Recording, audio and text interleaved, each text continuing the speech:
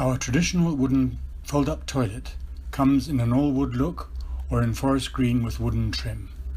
The seat and lid are made of hardwood and the panels out of waterproof plywood.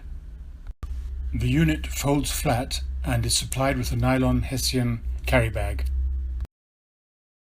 It is designed for use over a short bit latrine, and we supply it with 4 nesting plastic jugs for dispensing the soil after use, as well as a PVC sanitary urine shield for hanging at the inner front end of the box. With proper management, this toilet is our answer to that eternal safari challenge. A simple, water-independent, odorless, eco-friendly toilet for lightweight safari camps. Here is a section diagram of the toilet in use. To prepare for use, fold out the box sides and secure in place with the angle hooks. Hang the sanitary urine shield from the screw heads at the inner front of the box.